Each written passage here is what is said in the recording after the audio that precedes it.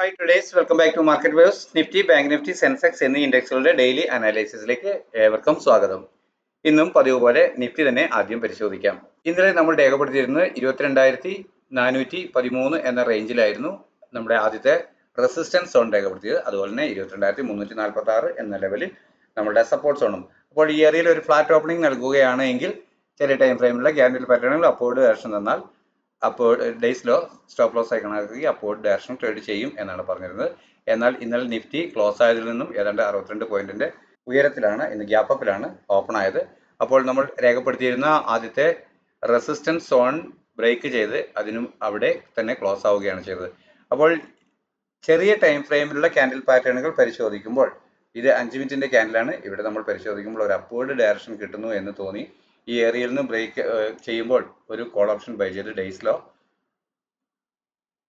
Stop loss ആയി കണക്കാക്കിയവർക്ക് വളരെ കൃത്യമായ ഒരു അപ്വേർഡ് ഡയറക്ഷൻ ആദ്യത്തെ 1-1.5 മണിക്കൂറിനുള്ളിൽ തന്നെ ലഭിച്ചിരുന്നു. എന്നാൽ പിന്നീട് പ്രൈസ് ഇവിടെ ഒരു ഡിക്ലൈൻ തന്ന് ഈ ഏരിയയിൽ നിന്നും അപ്വേർഡ് ഡയറക്ഷനിൽ മൂവ് ചെയ്യാൻ ശ്രമിക്കുമ്പോൾ ഇവിടെ ഹോൾഡ് ആവാൻ കഴിയാതെ പതുക്കെ ബ്രേക്ക് ചെയ്ത് പോരുകയാണ് ചെയ്തത്. അപ്പോൾ ഈ ഏരിയയിൽ നിന്നും വളരെയധികം സമയം ഒരു കൺസോൾട്ടേഷൻ നൽകിയതിനു ശേഷം അപ്വേർഡ് ഡയറക്ഷനിൽ മൂവ് ചെയ്യാൻ കഴിയാതെ പെട്ടെന്ന് തന്നെ ഒരു സെൽ ഓഫ് പ്രോഫിറ്റ് ബുക്കിംഗ് സംഭവിക്കുകയായിരുന്നു ചെയ്തത്.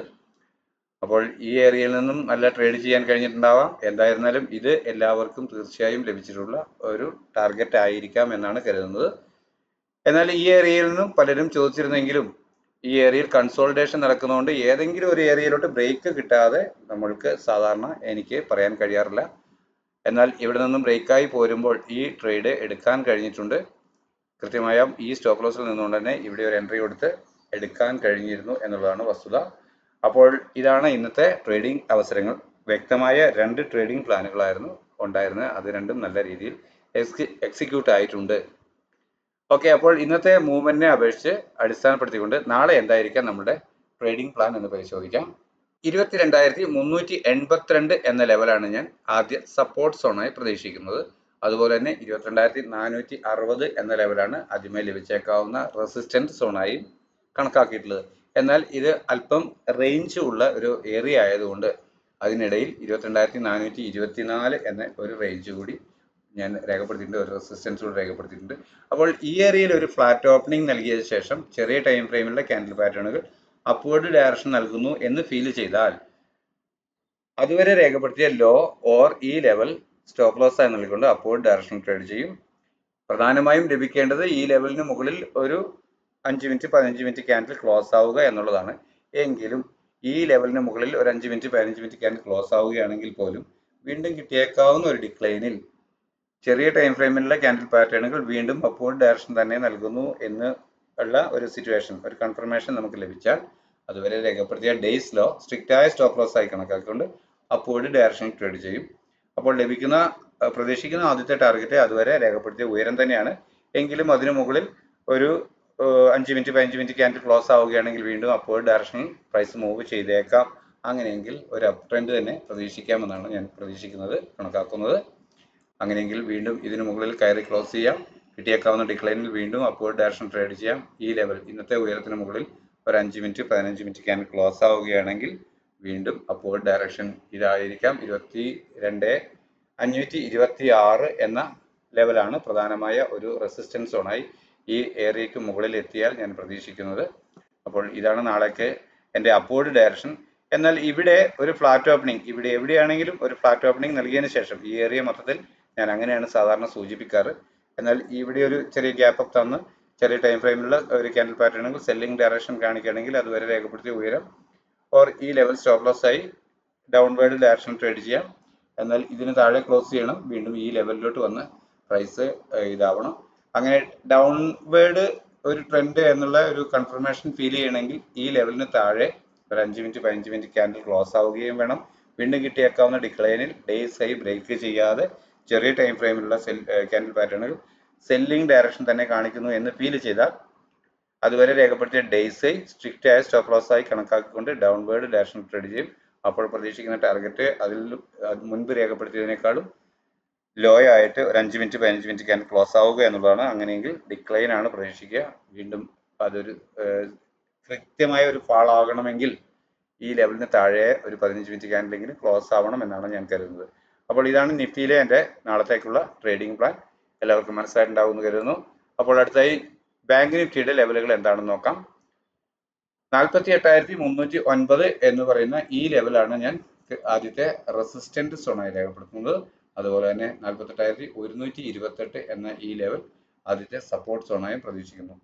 അപ്പോൾ ഇവിടെ ഒരു ഫ്ലാറ്റ് ഓപ്പണിംഗ് നൽകിയതിനു ശേഷം ഒരു 15 മിനിറ്റ് ക്യാൻഡിൽ ടൈം ഫ്രെയിമിൽ ഒരു അപ്വേർഡ് ഡയറക്ഷൻ ആണ് നൽകുന്നതെങ്കിൽ ഒരു കോൾ ഓപ്ഷൻ ബൈ ചെയ്ത് ഡേയ്സ് ലോ സ്ട്രിക്റ്റായ സ്റ്റോപ്പ് ലോസ് ആയി കണക്കാക്കി അപ്വേർഡ് ഡയറക്ഷൻ തന്നെ ട്രേഡ് ചെയ്യും. പ്രതീക്ഷിക്കുന്ന ആദ്യത്തെ ടാർഗറ്റ്, ആദ്യത്തെ റെസിസ്റ്റൻസ് തന്നെയാണ്.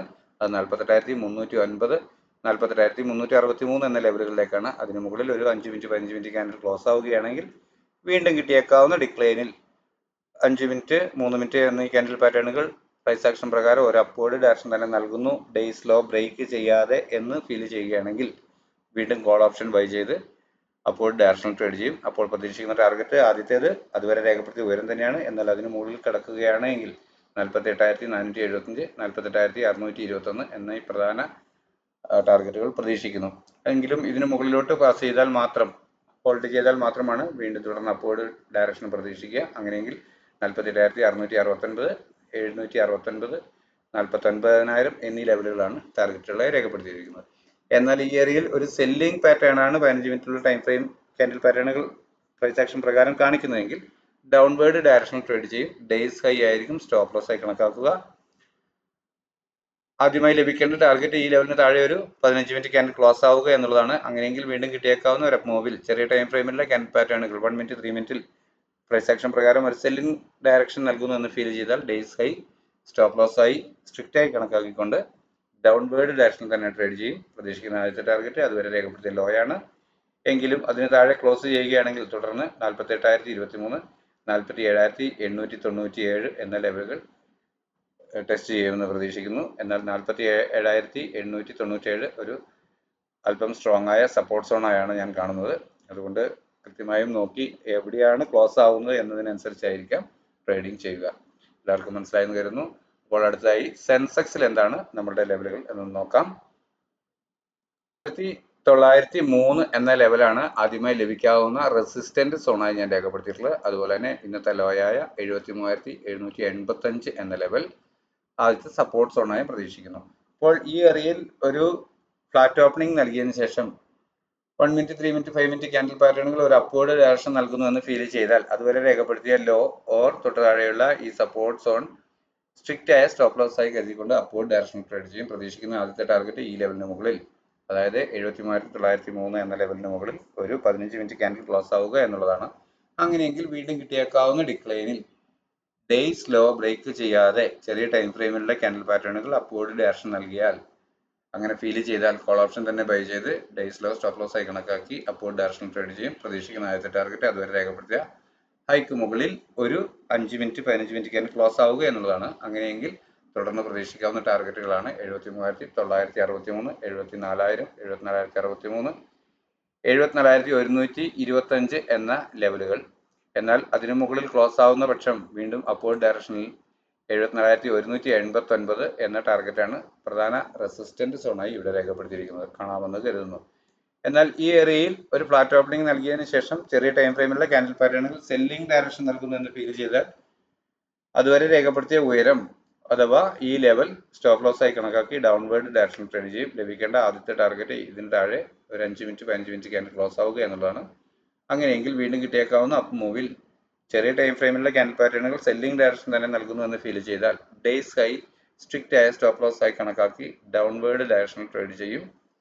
ലഭിക്കുന്ന ആദ്യത്തെ ടാർഗറ്റ് എന്ന് പറയുന്നത് അതുവരെ രേഖപ്പെടുത്തിയ ലോ തന്നെയാണ്. അതിന് താഴെ ക്ലോസ് ആവുകയാണെങ്കിൽ ഈ ലെവൽ 73,687, തുടർന്ന് 73,545, 73,366 എന്നീ ലെവലുകൾ ടെസ്റ്റ് ചെയ്തേക്കാം എന്ന് പ്രതീക്ഷിക്കുന്നു. 73,366, 73,211 എന്നിവയെല്ലാം അല്പം സ്ട്രോങ് ആയ സപ്പോർട്ട് സോണുകളായിട്ടാണ് ഞാൻ രേഖപ്പെടുത്തിയിട്ടുള്ളത്. അപ്പോൾ എല്ലാവർക്കും മനസ്സിലായിട്ടുണ്ടാകുമെന്ന് വരുന്നു.